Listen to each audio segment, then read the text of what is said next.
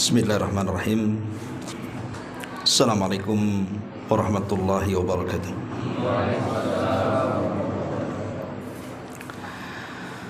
Bihamdillah wassalatu wassalamu ala rasulillah wa ala alihi wa sahbihi wa mawalah wa la hawla wa la quwata illa billahi wa ba'du. Alhamdulillah, di malam hari ini kita bisa melanjutkan kajian masih membahas tafsir singkat dari surah An-Nazi'at, dan kita masuk pada ayat berikutnya. A'udzubillahi minasyaitonirrajim. Bismillahirrahmanirrahim. A'antum asyaddu khalqan amis sama banaha. Apakah kalian lebih sulit penciptaannya, ataukah langit yang telah Allah bangun sedemikian rupa? Rafa'a samkaha fasawwaha. Dia meninggikan bangunannya lalu menyempurnakannya. Wa aghtasha lailaha wa akhraja duhaha. Dan dia menjadikan malamnya gelap gulita dan menjadikan siangnya terang benderang. Wal arda ba'da dzalika dahaha. Dan bumi sesudah itu dihamparkannya. Akhraja minha ma'aha wa mar'aha. Lalu dia memancarkan daripadanya mata air dan menumbuhkan tumbuh-tumbuhannya.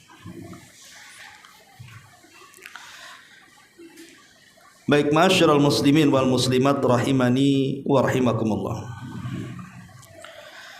Di sini Allah Subhanahu wa taala ingin menjelaskan kepada kita tentang kekuasaan Allah yang luar biasa yang ada di alam semesta ini, untuk menunjukkan bahwa Allah itu zat yang maha besar dan kita sebagai manusia tidak layak untuk menyombongkan di hadapan Allah. Maka di sini Allah Subhanahu wa taala mengatakan, a'antum asyaddu khalqan amis sama banaha. Apakah kalian lebih sulit penciptaannya, ataukah langit yang telah Allah bangunnya?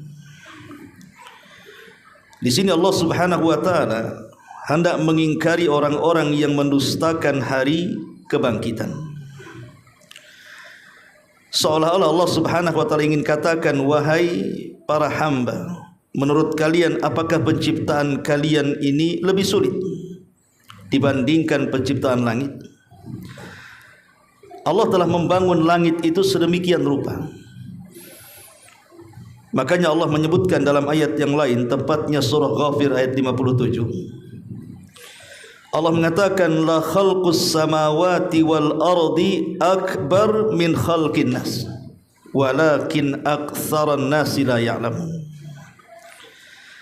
Sesungguhnya penciptaan langit dan bumi itu jauh lebih besar dibandingkan penciptaan manusia, akan tetapi kebanyakan manusia tidak tahu.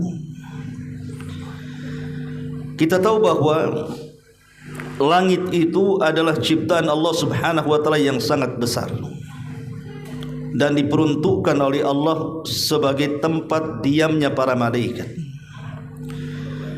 Dan tidak ada satupun maksiat yang terjadi di langit kecuali satu kali. Maksiat iblis kepada Allah Subhanahu wa taala tatkala disuruh sujud kepada Adam. Iblis menolak. Kemudian Allah Subhanahu wa taala mengutuk iblis dan mengeluarkan dari langit ke bumi. Inilah maksiat satu kali saja di langit. Di langit itu tidak pernah ada maksiat, karena memang para penghuninya adalah para malaikat dan para nabi yang ditempatkan di tiap-tiap langit sebagaimana dalam peristiwa Mi'raj. Telah disebutkan di dalam hadis Abdullah ibn Abbas radhiyallahu anhuma, ketika Nabi SAW ditanya tentang jarak antara bumi dan langit. Maka Nabi SAW mengatakan masirata khamsimi'ati sanatin, perjalanannya ibarat 500 tahun. Apakah 500 tahun itu kecepatan cahaya atau kecepatan apa? Tapi yang jelas bahwa begitu tingginya langit yang Allah Subhanahu wa taala ciptakan, dan masing-masing lapisan langit ke lapisan berikutnya itu jaraknya sama. Belum lagi kemudian kekuatan langit, tidak ada yang mampu menembusnya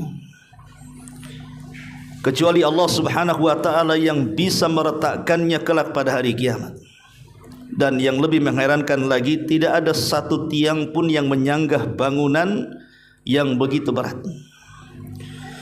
Makanya Allah Subhanahu wa taala menyebutkan dalam surah As-Sajdah itu bagaimana kekuatan Allah ketika menciptakan langit.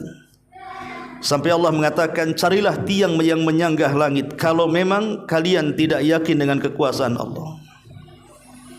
Padahal logika ikhwatu fiddin, di dunia saja kalau kita buat bangunan lantai 2 atau lantai 3, kalau tidak ada tiang yang menyanggah, mana bisa kemudian dia ngambang? Pasti dia akan jatuh. Jangan lagi yang ngambang, yang ada tiang kalau tidak kokoh saja bisa roboh. Artinya bahwa langit sedemikian rupa dengan keindahan bintang gemintangnya, kemudian dengan kekuatan bangunannya dan lapisan-lapisannya, itu sangat rumit untuk dicerna bagaimana cara menciptakannya.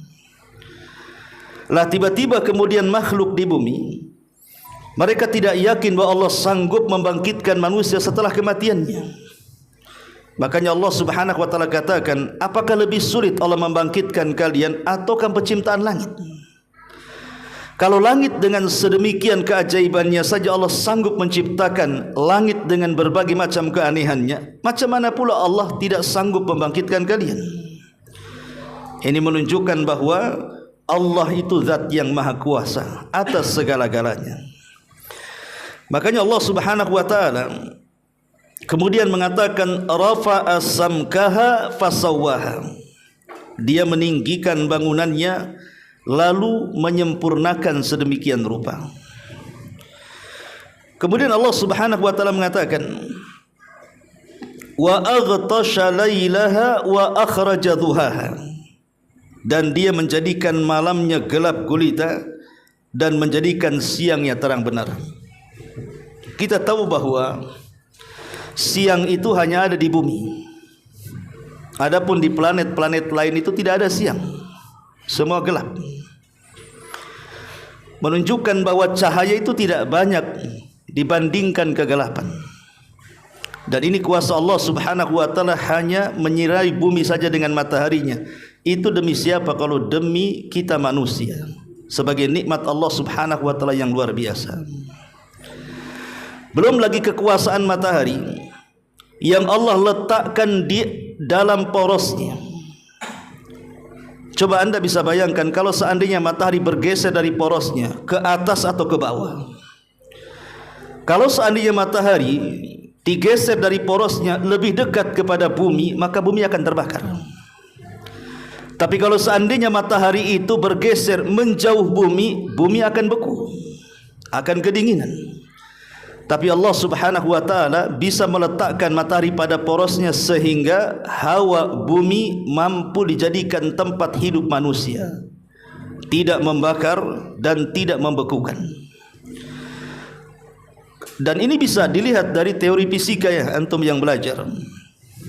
Lah ini kekuatan siapa?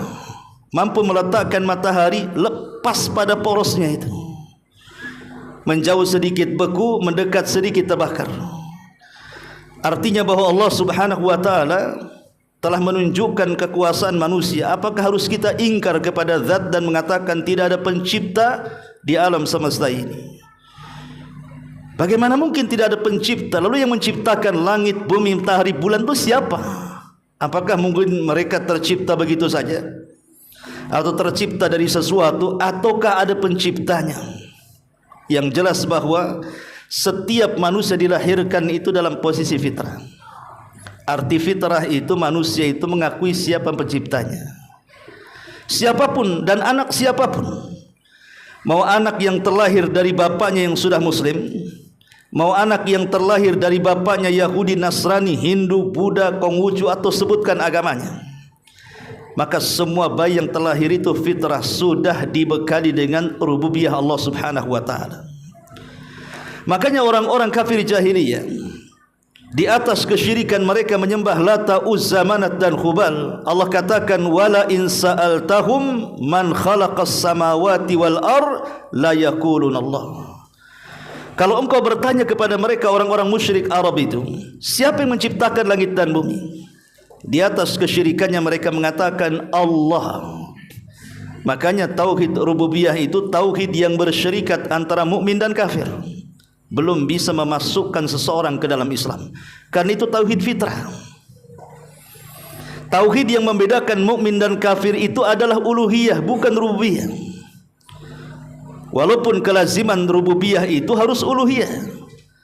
Karena orang kalau sudah meyakini bahwa yang menciptakan langit Allah, yang mengatur langit Allah, yang menguasai langit adalah Allah, yang menciptakan alam semesta Allah, yang mengatur alam semesta Allah, yang menciptakan alam semesta Allah, maka kelazimannya sudah barang tentu zat yang mampu menciptakan alam semesta haruslah disembah. Lalu kenapa kemudian manusia menyembah selain Allah Subhanahu wa taala? Karena setan telah menyesatkan mereka. Ma'asyiral muslimin yang dimuliakan Allah Subhanahu wa taala. Kemudian Allah Subhanahu wa taala katakan di sini, wal arda ba'da dzalika dahaha, dan setelah itu bumi dihamparkan. Dulu langit dan bumi itu menyatu, kemudian terjadi kehancuran hebat. Dalam teori fisika disebut Big Bang. Kemudian terpisahlah antara langit dan bumi. Lah bumi ini dihamparkan oleh Allah Subhanahu wa taala. Dan Allah Subhanahu wa taala jadikan bumi ini untuk kehidupan manusia. Di antara keajaiban bumi, Allah Subhanahu wa taala telah pilih beberapa tempat di bumi itu lebih suci dibandingkan tempat-tempat yang lainnya. Contohnya Mekah Al-Mukarramah. Maka tanah yang ada di Mekah Al-Mukarramah yang bagian daripada bumi ini adalah tempat yang paling baik yang ditempati manusia. Makanya Rasul sallallahu alaihi wasallam saat hijrah dari Mekah ke Madinah, kemudian dia naik ke atas bukit dan memandang Mekah. Rasul sampai bersumpah dan mengatakan, wallahi innaki la khairu ardillahi wa ahabbu ardillahi ilallahi azza wa jalla. Demi Allah, sesungguhnya engkau wahai negeri Mekah sungguh sebaik-baik negeri dan negeri yang paling dicintai Allah Subhanahu wa taala. Dan tidak ada satupun jengkal di Mekah atau di negeri Mekah sana kecuali disucikan oleh Allah Subhanahu wa taala. Makanya disebut Mekah Al-Mukarramah, Mekah yang dimuliakan. Karena disitulah tempat di mana Allah pertama kali disembah oleh manusia, Adam dan Hawa alaihi wassalam. Kemudian setelah Mekah ada negeri Madinah, di mana tanah di kota Madinah juga menjadi tanah haram kedua. Makanya disebutkan dalam sabda Nabi sallallahu alaihi wasallam yang dikeluarkan Imam Muslim, inna Ibrahima harrama Makkah wa inni haramtul Madinata. Sesungguhnya Nabi Ibrahim menjadikan kota Mekah sebagai kota haram, tetapi sesungguhnya aku menjadikan kota Madinah sebagai kota haram juga. Ketika Nabi Ibrahim mendoakan keberkahan kepada makanan-makanan yang ada di Mekah, maka Nabi SAW juga mendoakan makanan-makanan yang ada di kota Madinah. Dan ini negeri yang luar biasa. Baru setelah itu ada Palestina dan Syam secara umum. Kata Nabi SAW, disebutkan dalam hadis Nabi SAW, alaika bisyam fa innaha khiratullahi fi ardihi. berdiam dirilah kalian di negeri Syam, karena negeri Syam adalah negeri pilihan Allah Subhanahu wa taala yang ada di permukaan bumi. Makanya dalam peristiwa Isra Mi'raj sampai Allah Subhanahu wa taala berfirman, Subhanalladzi asra bi'abdihi lailan minal masjidil haram ilal masjidil aqsa alladzi barakna haulahu. Di sini Allah mengatakan barakna haulahu, yang Allah berkahi di sekitarnya. Dan ini keajaiban bumi, artinya ada sebagian belahan bumi itu yang Allah sucikan dibandingkan tempat-tempat yang lainnya. Ma'asyiral muslimin yang dimuliakan Allah Subhanahu wa taala, bumi dengan berbagai macam keanehannya. Kita bisa menyaksikan di sana ada lautannya, ada gunung-gunungnya, ada hutan-hutannya, ada tempat yang layak ditempati, ada yang tidak layak, ada lembahnya, ada tinggi, ada rendah, ada bukit, ada lembah, dan begitu seterusnya. Ini keajaiban yang sulit untuk disingkapkan rahasianya. Hanya sedikit orang-orang yang bisa memikirkannya.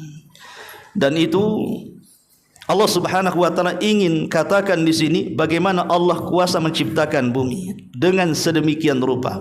Kalau Allah sanggup menciptakan bumi dengan sedemikian rupa, masa Allah tidak sanggup menciptakan kembali manusia yang sudah mati? Ini seolah-olah Allah Subhanahu wa taala ingin katakan seperti itu. Kemudian Allah Subhanahu wa taala mengatakan akhraja minha ma'aha wa mar'aha.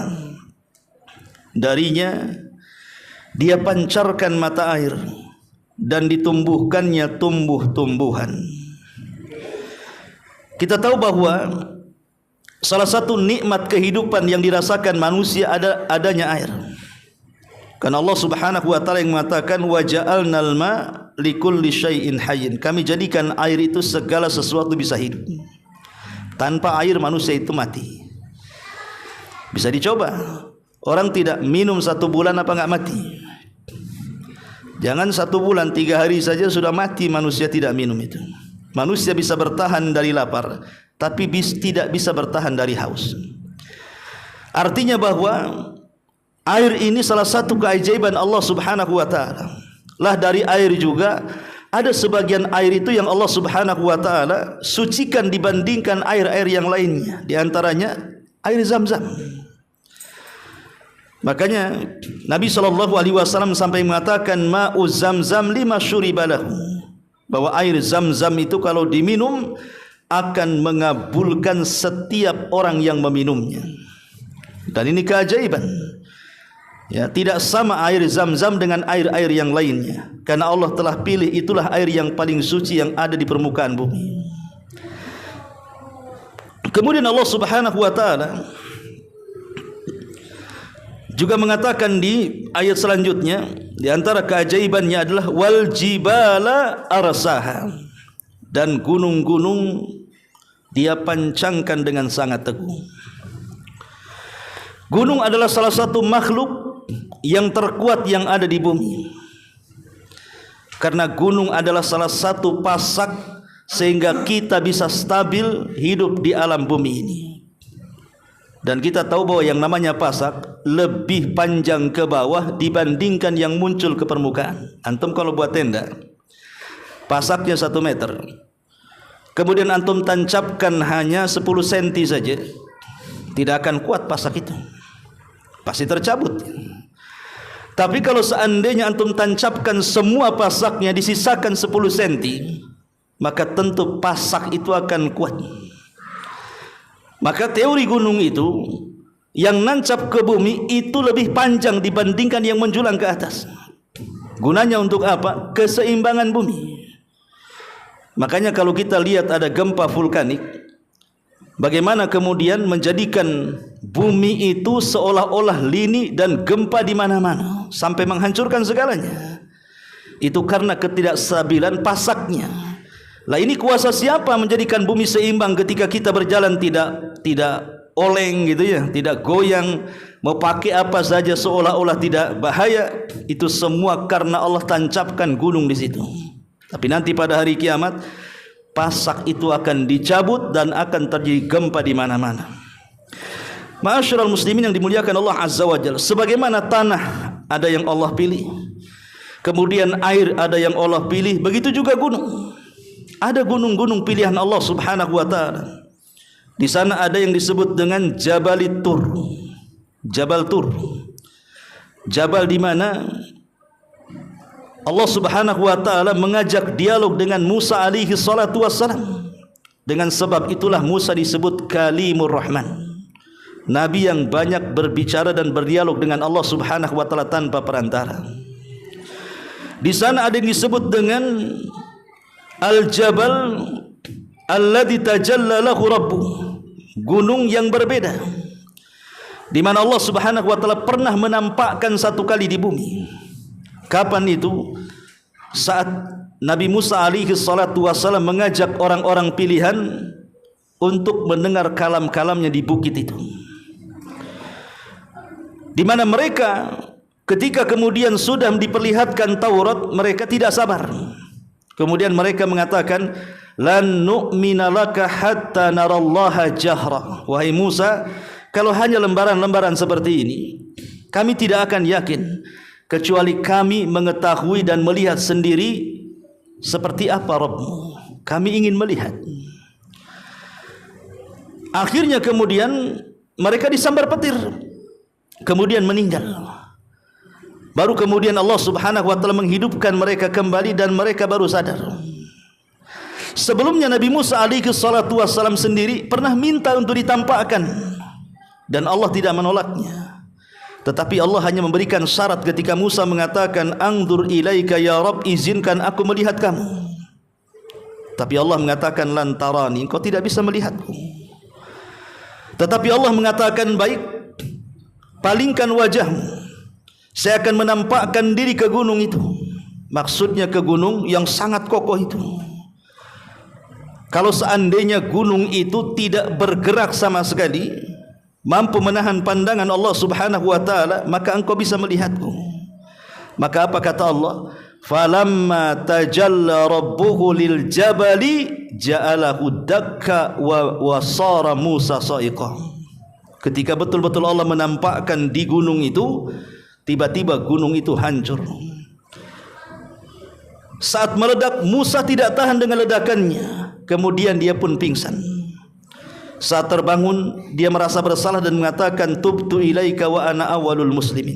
Aku bertaubat kepadamu ya Rabb, dan saya orang yang pertama kali pasrah. Saya tidak akan meminta lagi untuk melihat dirimu. Nah, itu kejadiannya juga di gunung itu. Kemudian juga di sana ada gunung yang sangat dicintai oleh Allah Subhanahu wa taala dan oleh Rasulullah sallallahu alaihi wasallam yang disebut dengan Jabal Uhud. Antum kalau yang pernah ke kota Madinah, biasanya touring akan mengajak jalan-jalanlah, salah satunya adalah ke Gunung Uhud atau Bukit Uhud. Saat Nabi sallallahu alaihi wasallam naik ke atas Bukit Uhud itu bersama Abu Bakar, kemudian bersama Umar dan bersama Uthman dan para sahabat yang lainnya, tiba-tiba gunung itu sempat mengalami lini sedikit. Maka Rasul mengatakan, "Uskut ya Uhud, diam wahai Uhud. Karena yang menginjak dirimu ada dua orang yang kelak akan mati syahid." Siapa yang kelak akan mati syahid? Umar bin Al-Khattab dan Uthman ibn Affan radhiyallahu anhu. Ma'asyiral muslimin yang dimuliakan Allah Subhanahu wa taala, lah Nabi sallallahu alaihi wasallam sangat mencintai Gunung Uhud. Kemudian juga di sana ada gunung ataupun bukit yang sangat mulia yang dijadikan salah satu dari manasik haji dan umrah. Apa itu? Safa dan Marwah. Dulunya gunung, tapi kemudian oleh kerajaan Saudi dipangkas karena dijadikan bangunan di sekitarnya, sehingga hanya disisakan Safa dan Marwah. Karena itu menjadi manasik haji dan umrah saat sa'i. Ya. Kemudian juga di sana ada gunung yang ada di dalamnya gua. Di situ Allah Subhanahu wa taala pernah mengutus Jibril untuk menemui Nabi sallallahu alaihi wasallam. Pertama kali Rasul mendapatkan wahyu yang disebut dengan Jabal Al-Hira, gunung yang ada gua Hira-nya di situ. Allah Subhanahu wa taala pilih untuk nabinya agar Allah angkat sebagai nabi dan rasul di gua tersebut dengan turunnya suratul Alaq. Kemudian juga di sana ada gunung tempat persembunyian Nabi SAW saat peristiwa hijrahnya yang disebut dengan Jabal Ats-Tsur. Di situ ada gua yang disebut Gua Tsur. Nabi SAW pernah menginap 3 hari 3 malam untuk menghindari kejaran dan kepungan orang-orang kafir Quraisy. Dan begitu yang lainnya. Artinya Allah Subhanahu wa taala juga memilih beberapa gunung yang sangat istimewa dilebihkan dari gunung-gunung yang lainnya. Dan ini kemuliaan dan juga kehebatan keluar biasaan Allah ketika menciptakan makhluknya. Kemudian seterusnya Allah mengatakan mata'allakum wa li'an'amikum. Semuanya itu untuk kesenangan kalian dan untuk hewan-hewan kalian. Jadi semua itu untuk kesenanganmu dan untuk hewan-hewan ternakmu. Jadi Allah Subhanahu wa taala menciptakan alam semesta, termasuk gunung itu kan ada hutan-hutannya, dari hutan muncul buah-buahan. Untuk siapa buah-buahan kalau bukan untuk manusia? Dan di gunung juga menyimpan sumber-sumber mata air yang banyak manfaatnya bagi manusia. Makanya Allah akhiri kalimatnya mata'al lakum. Maka semua yang Allah ciptakan di bumi ini sebenarnya untuk kesenangan kalian. Ingat teori 5 yang pernah saya jelaskan kepada antum. Bagaimana alam semesta ini diciptakan untuk kita manusia. Pertama al-ijad, yang kedua al-imdad, yang ketiga al-i'dad, yang keempat al-irsyad, dan yang kelima al-is'ad. Teori 5 kaidah yang disebutkan para ulama yang semuanya menunjukkan kasih sayang Allah kepada kita makhluknya. Pertama al-ijad. Sebelum manusia diciptakan, Allah sudah menciptakan bumi. Orangnya belum lahir, maksudnya para penghuninya belum ada, tapi tempatnya sudah disediakan. Kemudian setelah al-ijad, kemudian al-i'dad, dipersiapkan fasilitasnya. Di sini sungai, di sini lautan, di sini hutan, di sini gunung, di sini lembah, di sini tempat yang layak kelak dihuni manusia, di sini yang tidak layak, dan begitu seterusnya. Fasilitasnya Allah ciptakan. Kemudian yang ketiga al-imdad. Al-imdad adalah rizki yang kelak akan dimakan oleh kita. Allah perbanyak dan Allah tidak akan menghentikan pertumbuhannya. Ada satu ikan, satu jantan dan betina kemudian kawin, menghasilkan ratusan anak-anaknya. Anak-anaknya besar, kawin lagi, melahirkan ratusan lagi, kemudian kawin lagi. Berapa juta ikan dari dulu sampai sekarang, tidak akan ada habisnya. Satu pohon, anggaplah pohon mangga, satu pohon bisa 500 buah mangga. Kalau seandainya menua di tangkainya, kemudian bijinya jatuh, kemudian tumbuh satu pohon mangga, bayangkan saja, mungkin tidak jadi semua, anggaplah 100 pohon mangga. Maka mangga tidak akan hilang dari sekarang sampai kiamat. Itu untuk siapa? Untuk kita semuanya. Kemudian di sana ada yang keempat yang disebut dengan al-irsyad. Allah persiapkan insting manusia supaya bisa membedakan mana makanan yang boleh dimakan, mana makanan yang tidak boleh dimakan, mana hewan yang bisa dimakan, mana hewan yang tidak bisa dimakan, mana yang bisa dijadikan obat, mana yang racun. Semua dijadikan oleh Allah Subhanahu wa taala, persiapan semuanya supaya manusia bahagia. Baru setelah terakhir al-is'ad, dengan itu semua akan datang kebahagiaan. Baru Allah ciptakan Adam dan Allah turunkan ke bumi. Bayangkan setelah Allah ciptakan 5 perkara, baru Allah turunkan Adam ke bumi. Ibaratnya kalau seandainya ada seorang anak muda baru menikah dengan seorang gadis, belum berhubungan, tetapi sudah disediakan, nanti kalau kita punya anak, kita sudah sediakan ini rumahnya, Setelah rumahnya jadi, ini fasilitasnya, mobilnya, peralatannya, semuanya. Kemudian juga rizkinya sudah disiapkan. Kemudian juga kebahagiaannya sudah ada. Ketika lahir saja sudah mewarisi, nikmat mana lagi yang kita dustakan? Ya. Makanya ini sebuah nikmat Allah Subhanahu wa taala, mata'al lakum, itu semua untuk kenikmatan kalian. Wali an'amikum, dan tentunya juga untuk hewan-hewan ternak kalian. Dan tentu hewan-hewan ternak ini sangat bermanfaat bagi manusia. Ketika Allah tundukkan hewan-hewan ini, maka kita bisa menikmati pertama air susunya, yang kedua tunggangannya, yang ketiga dagingnya, yang keempat kulitnya, di mana Allah Subhanahu wa taala sediakan hewan-hewan itu untuk manusia. Bayangkan satu hewan saja, sapi.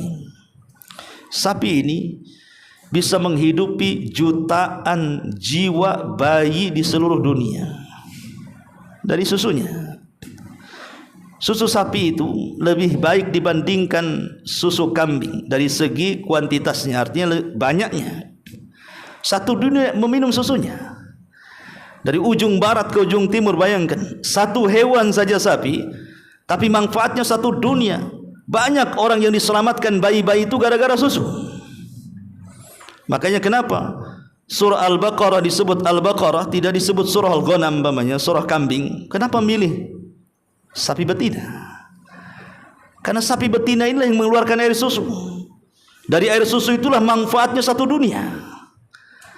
Karena Allah tidak mungkin meletakkan nama binatang kalau manfaatnya tidak banyak. Ya, jadi kalau satu binatang saja dari air susunya, belum dagingnya, belum kulitnya gitu ya, belum tunggangannya dan begitu seterusnya, itu sudah kenikmatan yang luar biasa. Ya, belum lagi untanya yang Allah Subhanahu wa taala katakan, afala yanzuruna ilal ibili kaifa khuliqat, tidakkah kau lihat bagaimana unta diciptakan? Salah satu keajaiban dunia unta itu, dia mampu hidup di padang pasir yang binatang lain tidak sanggup hidup di padang pasir. Ma'asyiral muslimin yang dimuliakan Allah Subhanahu wa taala, lah Allah ingin menunjukkan dari penciptaan langit kemudian bumi dan segala fasilitasnya. Kalau Allah sanggup menciptakan itu semua, masa menciptakan kalian kembali setelah kematian tidak sanggup? Ya, enggak mungkin lah. Allah mampu menciptakan bumi dengan fasilitasnya, Allah bisa menciptakan langit dengan kekuatannya. Masa menciptakan kita yang sudah tercipta kemudian mati dihidupkan kemudian Allah tidak sanggup? Di mana akalnya? Nah, ini ayat-ayat ini ingin membantah mereka, orang-orang yang mengingkari adanya kebangkitan. Dan ayat ini turun kepada siapa? Orang-orang musyrik Arab. Secara khusus karena memang Nabi SAW tinggal di sana, di mana orang-orang musyrik Arab itu tidak yakin ada kehidupan setelah kematian. Sampai Amr ibn As ataupun Al-Wa'il As-Sahmi datang kepada Rasul membawa tulang belulang, kemudian mengatakan, ya Muhammad, apakah mungkin tulang ini akan dibangkitkan kembali? Apakah mungkin orang yang sudah jadi tulang belulang ini Allah akan lapisi kembali dengan daging kemudian jadi manusia? Mustahil. Maka turunlah surah Yasin menjelaskan bahwa Allah Subhanahu wa taala sanggup menciptakan, bahkan kalau membangkitkan kembali itu lebih mudah dibandingkan menciptakan pertama kali. Barangnya sudah ada, tinggal ditiru saja, manusia saja. Lebih susah untuk menciptakan satu karya dibandingkan meniru karya orang. Artinya bahwa menciptakan barang itu lebih sulit dibandingkan memperbaiki barang rusak. Ada kulkas, mungkin penciptanya itu mikirnya setengah mati baru jadi kulkas. Kemudian kulkasnya rusak, mati, dibawa ke bengkel kulkas, lebih mudah daripada menciptakan awal. Begitulah Allah Subhanahu wa taala lebih mudah menciptakan yang sudah ada dibandingkan yang belum ada. Makanya ini semua adalah bantahan untuk siapa? Untuk orang-orang kafir Makkah secara khusus, dan untuk seluruh para pengingkar Allah Subhanahu wa taala yang mengingkari kebangkitan setelah kematian secara umum dari zaman ke zaman sampai hari ini. Al-Quran sebagai hujah bagi kita untuk mengatakan bahwa Allah itu ala kulli syai'in qadir, atas segala sesuatu maha mampu. Ma'asyiral muslimin yang dimuliakan Allah Subhanahu wa taala. Kemudian Allah mengatakan fa idza ja'atit tammatul kubra. Ini sudah pembahasan lain. Maka Allah Subhanahu wa taala berfirman, maka apabila malapetaka telah datang kepada kalian. At-tammah itu satu di antara nama hari kiamat. Al-Imam Ghazali menyebutkan sampai 83 lebih nama dari nama-nama Al-Qiyamah. Menurut kaidah para ulama akidah, banyaknya nama dalam satu peristiwa menunjukkan kehebatan peristiwa itu. Satu peristiwanya, tapi namanya bermacam-macam. Ada Al-Waqi'ah, ada Al-Qari'ah, ya. Ada Al-Qiyamah, ada As-Sa'ah, di sini ada At-Tammah, ada Ar-Rajifah, macam-macam. Sampai 83 nama untuk satu peristiwa. Menunjukkan bahwa peristiwa itu sangat dahsyat sekali. Ya, karena hari kiamat adalah hari yang sangat dahsyat. Sampai-sampai ada seorang laki-laki Badui datang menemui Nabi SAW, kemudian bertanya, mata sa'ah ya Rasulullah, kapan kiamat terjadi wahai Rasul? Maka Rasul enggan untuk menjawabnya. Kemudian dia bertanya kedua kalinya, mata sa'ah ya Rasulullah, kapan kiamat wahai Rasul? Rasul pun seolah-olah enggan menjawabnya dan berpaling dari dia. Sampai 3 kali dia terus mengatakan, kapan kiamat, kapan kiamat, kapan kiamat. Seolah-olah semua para nabi dan rasul disibukkan dengan pertanyaan itu. Jadi semua para nabi sejak zaman Nabi Adam sampai nabi yang ditutup akhir zaman Nabi kita Muhammad SAW, semua para nabi disibukkan dengan pertanyaan itu. Ibrahim dengan kaumnya berkatakan, ya Ibrahim, kapan kiamat? Kemudian Nuh dan kaumnya mengatakan, Nuh, kapan kiamat? Semua para nabi, Syuaib, Saleh, semua ditanya kapan kiamat. Termasuk Nabi kita Muhammad SAW disibukkan dengan pertanyaan itu, kapan kiamat. Termasuk ustaz juga disibukkan, ustaz kira-kira kapan kiamat katanya. Jadi seolah-olah kiamat ini menjadi momok bagi manusia. Ada yang yakin, ada yang tidak. Makanya Nabi SAW tidak menjawab. Rasul hanya membalik pertanyaan saja. Wa ma'adadtalah, kau dari tadi kapan kiamat? Sebenarnya untuk apa? Ya, kita pun bertanya, untuk apa sebenarnya bertanya soal kapan kiamat? Apakah untuk melihat bagaimana langit digulung? Untuk melihat bagaimana bintang-bintang dijatuhkan? Untuk melihat bagaimana air laut diluapkan dan jadikan api membara? Atau untuk melihat bagaimana gempa di mana-mana dan bangunan diruntuhkan? Untuk apa sebenarnya bertanya soal kiamat itu? Makanya Rasul enggan menjawab. Rasul hanya membalikkan pertanyaan dan mengatakan, wa ma'adadta laha. Engkau bertanya soal kiamat itu, apa yang sudah kau siapkan? Jadi harusnya jangan disibukkan dengan pertanyaan itu, tapi harusnya pertanyaan berbalik kepada kita, apa yang sudah kita siapkan untuk kiamat? Minimalnya jangan kiamat besar, karena kita berlindung, mudah-mudahan Allah tidak mempertemukan kita dengan kiamat besar. Minimalnya kiamat kecil. Apa itu? Al-maut, kematian. Kata Rasul, idza mata ahadukum faqad qamat qiyamatuhu. Kalau salah seorang di antara kalian meninggal dunia, berarti tegaklah kiamat kepada kalian. Inilah yang harusnya dipersiapkan. Jangan cerita kiamat besar. Hari-hari ada orang yang mati. Mati di jalan, mati di rumah sakit, mati di rumah. Hari-hari bahkan kita menangani orang mati, memandikan, mengkafankan, menguburkan, menyolatkan. Terkadang kita tidak berpikir bahwa kita akan seperti mereka. Harusnya ini yang disiapkan. Ma'asyiral muslimin yang dimuliakan Allah Azza wa Jalla. Kenapa harus disiapkan semuanya sebelum datang ajal kita itu? Karena ayat selanjutnya mengatakan, yauma yatadzakkarul insan ma sa'a. Yaitu pada hari ketika manusia teringat akan apa yang telah dikerjakannya, supaya jangan ada penyesalan nanti pada hari kiamat. Sebab nanti pada hari kiamat, kata Ali bin Abi Thalib radhiyallahu an, al-yaum yaumul amal wa ghadan yaumul hisab. Kata Ali, kalau mau beramal sekarang waktunya di dunia, kalau nanti setelah kematian tidak ada amal, yang ada hanya hisab, hisab dan hisab. Dan manusia nanti akan terpikir apa yang sudah ditinggalkannya. Lihat bagaimana Allah Subhanahu wa taala di banyak ayat, di beberapa surat dalam Al-Quran menjelaskan banyak penyesalan. Jangankan kita makhluk yang penuh dengan dosa, malaikat saja sampai datang menghadap Allah Subhanahu wa taala pada hari kiamat dan mengatakan, ma'abadna haqqa ibadatik ya Rabb. Subhanak, ma'abadna haqqa ibadatik. Allah berfirman bagaimana malaikat itu datang menghadap Allah, kemudian mengungkapkan penyesalannya dan mengatakan, subhanak ma'abadnaka haqqa ibadatik. Maha suci engkau ya Rabb, kata para malaikat, selama kami di bumi kami tidak benar-benar mampu beribadah dengan sesungguh-sungguhnya ibadah. Kalau malaikat saja merasa menyesal, mereka tidak merasa cukup dengan ibadahnya, padahal mereka makhluk yang senantiasa wa yaf'aluna ma yu'marun, melaksanakan apapun yang diperintahkan Allah. Macam mana pula kita manusia? Betapa besarnya manusia. Bahkan orang yang masuk ke dalam sorga saja sampai mereka menyesal. Orang yang sudah di dalam sorga itu mereka sangat menyesal. Kenapa dulu di dunia kami tidak memperbanyak zikir kepada Allah? Kenapa? Karena yang menentukan tingkatan di sorga itu amalan di dunia. Mereka ingin lebih tinggi tingkatannya. Ya.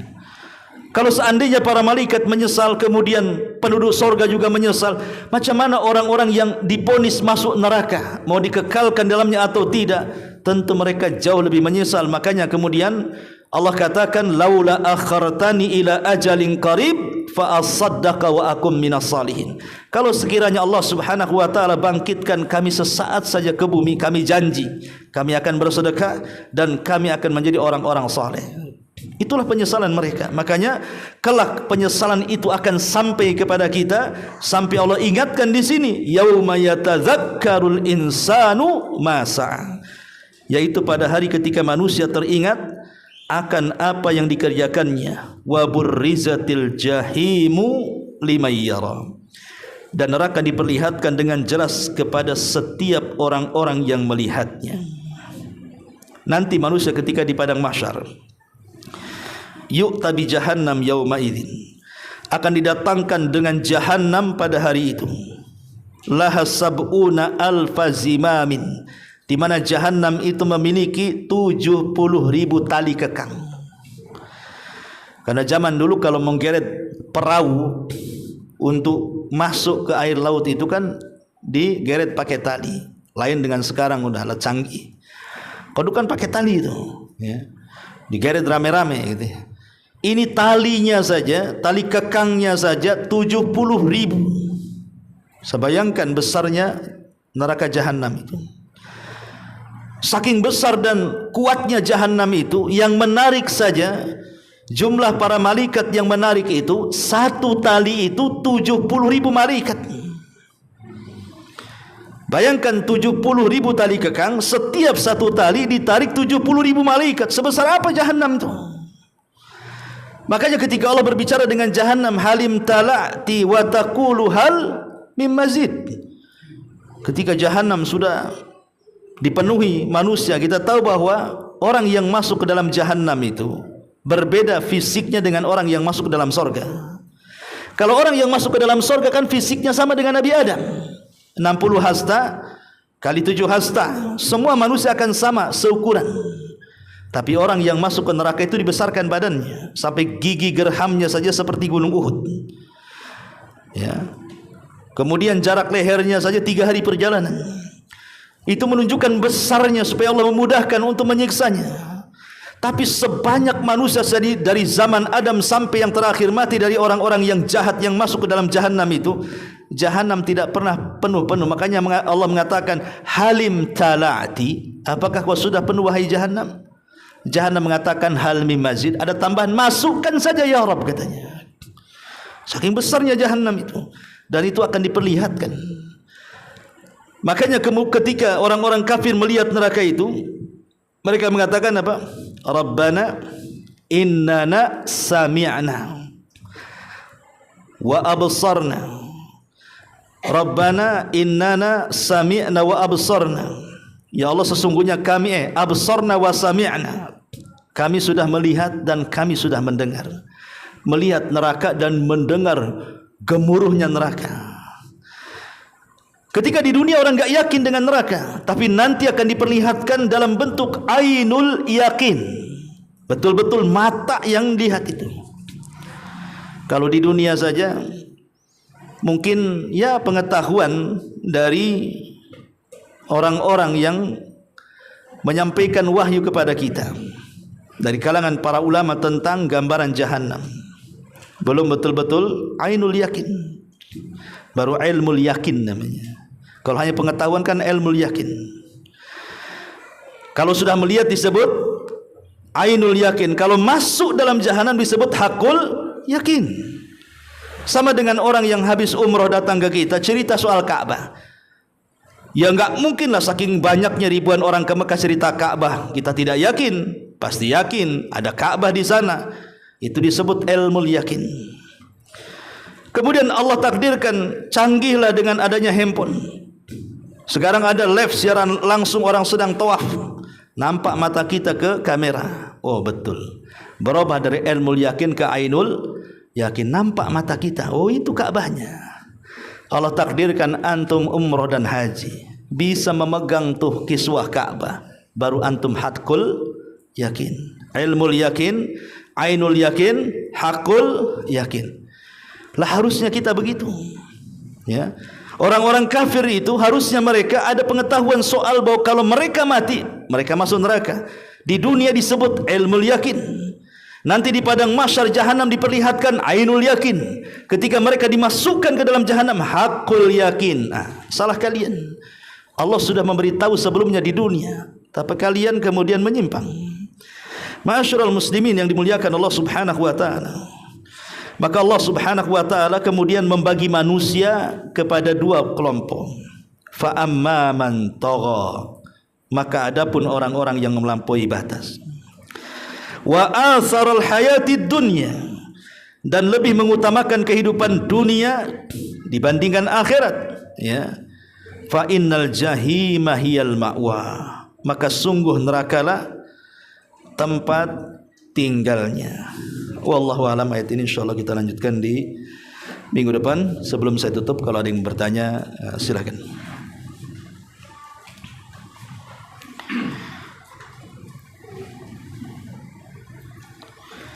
Baik, kalau tidak ada kita tutup. Subhanakallahumma bihamdika asyhadu an la ilaha illa anta astaghfiruka wa atubu ilaik. Allahu ta'ala alam. Assalamualaikum warahmatullahi wabarakatuh.